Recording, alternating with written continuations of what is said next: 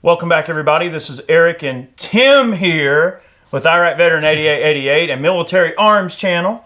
And we got another Gun Gripe episode for you today. We've had Tim down doing some shooting with us. It's been a great couple of days, tons of fun. We always love having Tim down for some videos. And we wanted to take a moment here to do a Gun Gripe and maybe give a bit of an update on the bump stock ban situation. Yeah. I know that's something you're deeply involved in. Yes. So tell us a little bit more about how that's going for you. Okay, so most of you guys probably already know that the bump stocks were banned by executive order, basically. The president told his attorney general to instruct the BATF to find a way to ban bump stocks, and they did it simply by redefining what a machine gun is.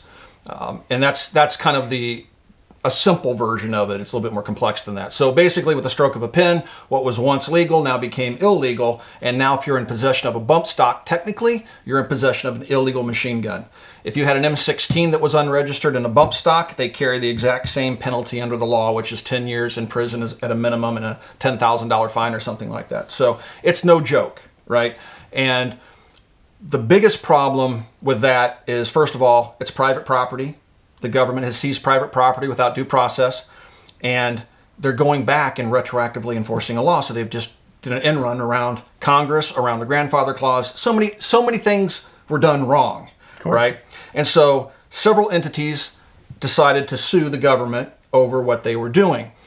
I joined on with Gun Owners of America, who I support fully. I donate every month to them. I think they're a great bunch of people. They're absolutely no compromise gun rights organization.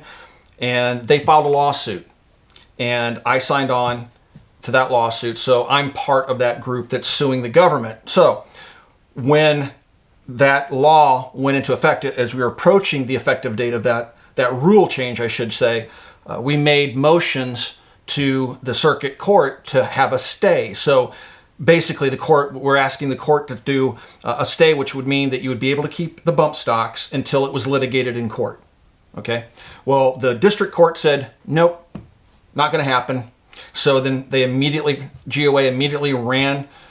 literally ran to the Supreme Court and, entered a case, an emergency case, to have a hearing, to have a decision on whether or not the Supreme Court would allow a stay.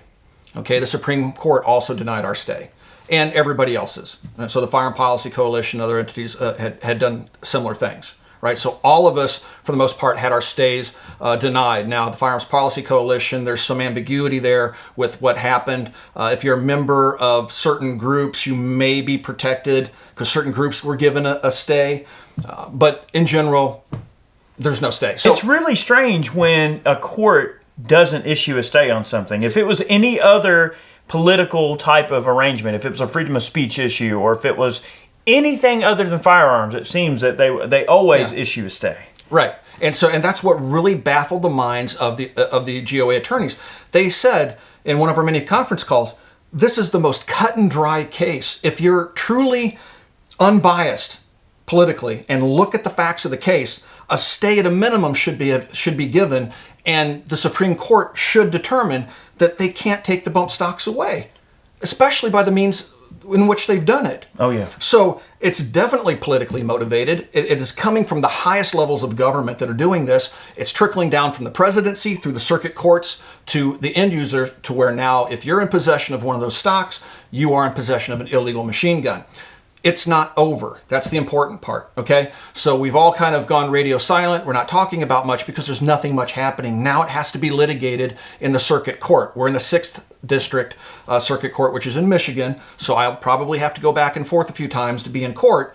But now the 6th Circuit Court's going to hear it. Now the government's going to drag their feet like they always do and try to get motion after motion to extend it. Well, we're going to have to do discovery. We have to do this. We're going to have to, and they're going to try to drag it out as long as they can. Eventually, the 6th Circuit will have to make a determination. If it's not favorable to our cause, which is freedom, meaning they say what you've done, government, is illegal, and give their stocks back, which that's another discussion. If it doesn't get decided that way, then we're going to immediately appeal it to the Supreme Court.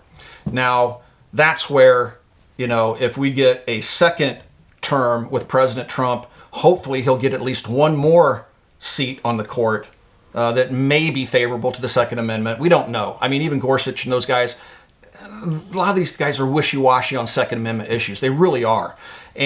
But maybe we would have a chance now, and if he can get one more, Republican seated on the court, we may have a chance of actually winning it. But man, it's a roll of the dice. It sure is. So we're just waiting for that. So as soon as the Sixth Circuit decides they're going to hear our case, we'll start making videos again. We'll do updates where we can. Because I'm in the lawsuit, I have to be very careful what I say publicly. Sure. And I have to get approval from the attorneys to say it, because if I say something I shouldn't, it could damage our chances of winning. Yeah, we don't want to do that. Yeah. And if the GOA comes up with an announcement that they want to make, you guys probably notice that with Gun Gripes, Chad and I, we always try to share what the GOA is doing, anything at all that we can share to help further, the cause, we try to do it. So, Tim, I know that you're in the same boat with me in saying that anything we can do to help get the word out is important, and we're going to do that, of course. And the Supreme Court carries some pretty heavy weight, okay? If this does get past the Sixth Circuit, and let's just say they go, it doesn't go the way we want, and then we have to go all the way to the Supreme Court. Well, let's say that the Supreme Court does wind up hearing the case, and let's just theoretical, of course, but say that they wound up hearing it and then determining that what Trump does or did was unconstitutional, which it is. You start getting into questionable Second Amendment, something that's questionably against the Second Amendment, obviously. So you have, questionable outliers as to its legitimacy in terms of the Second Amendment, as well as you start getting into property and search and seizure and, confiscation of private property without, just compensation. So see, all of these things start to come into play. Not to mention retroactively. I mean, you're talking thought control, thought police, pre-crime. I mean, this is like George Orwell, 1984 type stuff. Minority Report, too, Minority right? Report. It's literally pre-crime, thought crime is what they're literally going after you for. So you notice that a lot of this suspiciously goes hand in hand with the ATF made an announcement back when this whole thing started brewing up that they weren't going to be doing classifications anymore on products. So they weren't going to do opinion letters, basically. Well, they put a stipulation on it. If you're going to submit an accessory, submit it with the firearm or whatever it's supposed to be attached to. If you just submit the accessory, they're not going to review it anymore. I think. Right. So that means if you were making, let's just say, a brace or something, you'd have to submit the MP5 version, the CZ version, every single configuration that it can be in. Right. But it goes hand in hand. The reason that I thought it was important to mention, though, is that still, though, they recognize that they have to be really stringent about how they issue these letters because they see what happened with the bump stocks. So this gets into another area which is currently being discussed in the halls of Congress and legal minds across the country. So how laws currently work is if Congress passes a bill, then they give it off to a bureaucracy, an agency like the ATF. Okay, here's the law. ATF looks at the law, and now they have the liberty of interpreting the law as they see fit.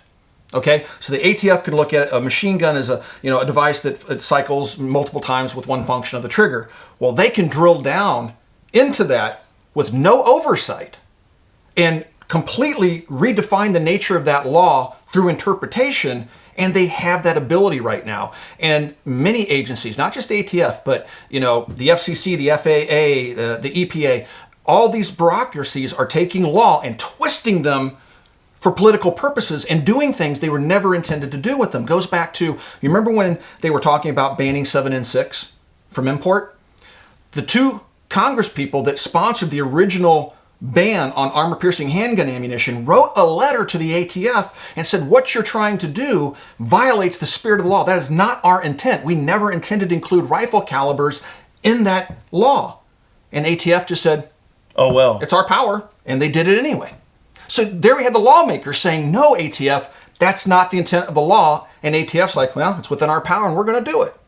That's the bigger issue here, that maybe this case may force that discussion, because there is a discussion going on right now whether or not that should be happening with the agencies. Because basically these agencies are doing end runs around the legislative process, and we're not having these laws passed by vote.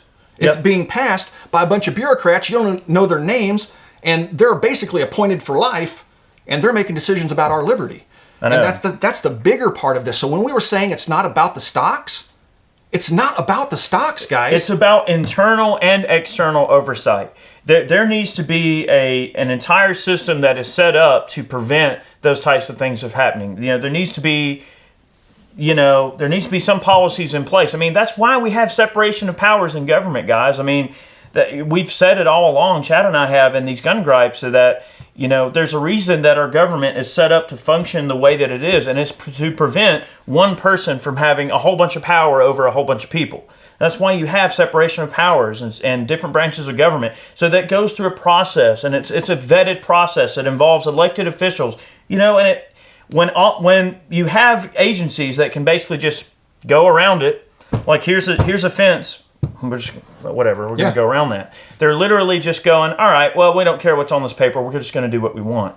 And that's dangerous, because just like Tim and I know Chad's been saying all along, is that it's not about the bump stocks as much as it is what created that situation for them to ban bump stocks. What's it going to take for them to just go, you know what, we get another anti-gun president in, and we get a Democrat-controlled House and Senate at some point. What's to stop them from saying, well, you know what?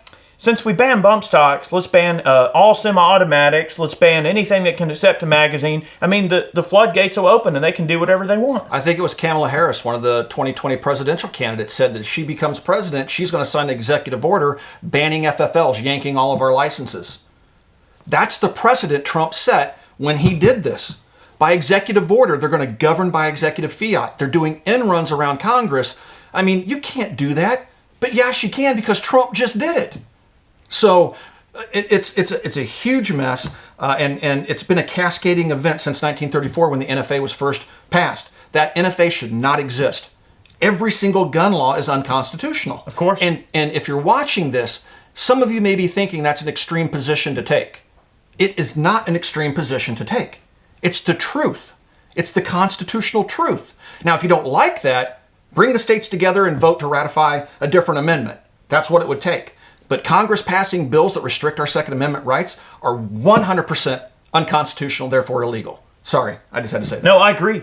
Every law that goes against our Constitution is not a law. I mean, our founding fathers clearly said, I think it's like the Spooner documents and the Federalist Papers, they specifically mention like that it is your duty to disobey unconstitutional laws. Like they say that in the Federalist Papers, It's a scary precedent that's being set, and if a tyrant can just stroke a pen and through executive fiat do anything he wants and go around our separation of powers and go around our system of government and how it's set up for us to pass and ratify laws, then why does the system even exist?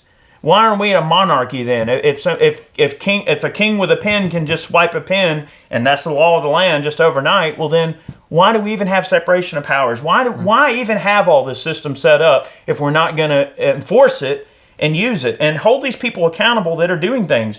When these politicians go against the Constitution, when they do pass unconstitutional laws, those people should be held accountable for that. That should be against the law. It should be illegal to pass unconstitutional laws. We were given the power by our founding fathers and the obligation, the duty, to hit the reset button if tyranny took over.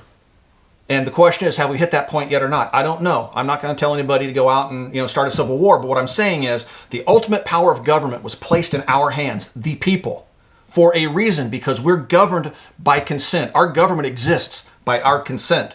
When that government oversteps its bounds and we no longer consent with that government, the Second Amendment was that reset button that our founding fathers put in place. And with them picking bits and pieces of it away, when we're left over with black powder flintlocks, because they banned everything else, now they truly have us under their thumb, and that reset button's been taken away, and now we're right back to where we started 200 some years ago, living under a monarchy or dictatorship or any other screwed up government. It's like the kind of thing that we've talked about all along. I know Chad and I and Tim too. When you're talking about all of these things with the Constitution, it's these children are being indoctrinated in our schools and taught all this false history. Like they're being taught the wrong things about how our country came to be and about what the Second Amendment is, about what our rights are. And I'm afraid that just in a few short generations, they're going to completely, bastardize what the Second Amendment really means to the citizens of this country. And that's why I think channels like ours are important to put that word out there to teach people that we're all just average people, want to protect our families, our countries. We want to protect our fellow citizens around us. We want to hunt, shoot, have fun, recreational side of it, but also the liberty, life and liberty, personal defense side. Firearms encompass an entire way of life that is the American way of life. The American way of life is defined by firearms and was put here by men with firearms. If you eliminate the ability for us to do that, to live that way, to basically embrace what our culture is, who we are, then what are we doing? We go from being citizens to being subjects. And when you're subjugated, that's where you get communist Russia. That's where you get, Pol Pot and the killing fields and, Mao, all the dictators throughout history that have just done purges and awful things. That's how you get that, is when the people can't stand their ground, like what happened at Bundy Ranch out there, where armed Americans stood toe-to-toe against federal agents that were doing wrong, and they backed down. I never thought I'd live to see that day, but that's what the Second Amendment was for. What happened that day is exactly why we have a Second Amendment, because we're supposed to hold our government in check. And that's one of those critical checks and balances you're talking about. We're one of them. Yes. And that's how we check and balance our government. And they take that away, and they're doing it incrementally, like you said. So I was born at a time where I was old enough to go into gun stores and see machine guns for sale. Everywhere. All gun stores had them.